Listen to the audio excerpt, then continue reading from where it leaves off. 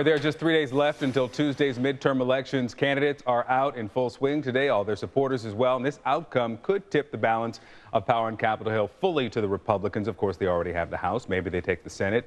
They need just 6 additional seats to win control of the Senate. So let's talk about what's going on and what could happen on Tuesday. We've got Jason Johnson, professor of political science at Hiram College and politics editor for Source Magazine.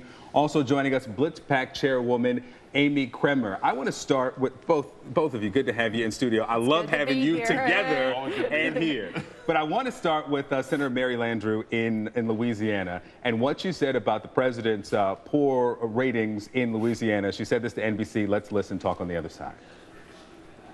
To be very, very honest with you, in the South has not always been the friendliest place for African Americans. It's been a difficult time for the president to present himself in a very positive light as a leader. Jason, she says she's being very, very honest. Is it a gaffe? No, it's just the truth. And plus, you know, the most honest people in the world are people who know they're about to lose their job. So, you know, Mary Landrieu knows she's going to lose, so she could just be really candid about what's going on. I mean, everyone knows that about the South. And also, you know, 50% of the people who say they're enthusiastic about voting, they're people who say they're voting against the president. So, you know, there's a racial component, there's a policy component. There's also, you know, policy, energy, and so forth in Louisiana. Governor Bobby Jindal tweeted out that maybe she's living in the wrong century. Maybe it's not timely, but the wrong century, that seems like a stretch. Well, I mean, it is a stretch, but the fact is that many people are unhappy with the president, and not just the president, but Democrats because of Harry Reid. I mean, what has the Senate done for how many years? Nothing. One of the senators a Democratic candidate just started a petition to fire Harry Reid. I mean, he's running for the Senate, this Democrat, and he started a petition to get rid of Harry Reid. So they're staying as far away from Harry Reid and Barack Obama as they possibly can. There is no question that I mean, we saw the president campaigning yesterday up in the far Northeast, where you really don't need the president to come out for a Democrat to win. Right, right. Well, see, here's the thing. Obama's going to campaign where he can go and where it's going to make a difference.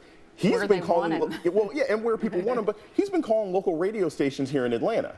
He's been calling local radio stations in certain places. So he's calling the constituencies that he knows that he can galvanize at the last minute. I think in general, I don't care if you're a Republican or a Democrat, you can't run away from the sitting president. The Democrats who've been running away from Barack Obama, it's not going to end up helping them. They need to be honest about what they support, and if the voters like it, great. If not, then suffer the consequences. But he said it himself, too, that his policies are on the ballot. He may not be on the ballot, but his policies are, and that speaks volumes. I mean, that says it right there. But there are some surprising challenges for Republicans. Here in Georgia, you've got David Perdue and Michelle Nunn closer than anyone would expect a senatorial race in Georgia to be, and the gubernatorial race between Deal and Carter.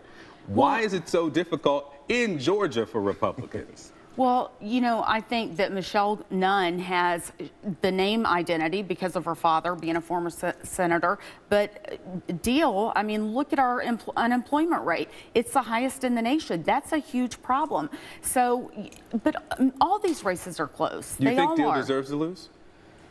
Well, that's a tough one. Where are we now? Come on. That's a tough one. I'm going to bail Amy out on this. I'm going to say, when you have the lowest unemployment, that's usually time where the voters are going to want to change. And I'll say this. I think anyone can agree, Republican or Democrat, Michelle Nunn has run an excellent campaign. And there's been a lot of money in this particular race. I think Georgia is the one rare place where Democrats might get a pickup. I think it's going to be a runoff, but this is one place they think they can get a pickup. But I think that Perdue will win in the end. So you're pulling for Perdue. Look, you think he will win? It was a primary. How many candidates? You know, conservatives, and it was a hard-fought primary. I do think we'll go to a runoff, and I do think he'll win in the end. You know, we are awaiting a decision by the grand jury in Missouri, and we're wondering what the impact of the decision relating to the shooting of Michael Brown in Ferguson will be. There are these flyers that are going out across the country. Do we have some of the flyers we can put out tying the shooting in Ferguson to the midterm elections? What will be the impact, do you think, Jason, of what happens there? I can tell you, Victor, remember, we were there. You know, I saw what people were talking about in Ferguson. We may not see that on the Senate level. We may not see that on the gubernatorial level.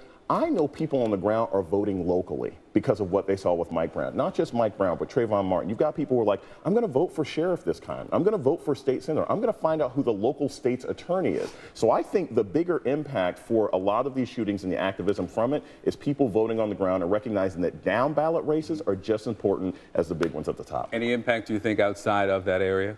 No, I mean, I think that people are going to vote what affects them, and for the most part, it's the economy. I mean, that's what people are focused on, and that's how they vote. I mean, that's what drives them to the polls. So, but I agree with Jason.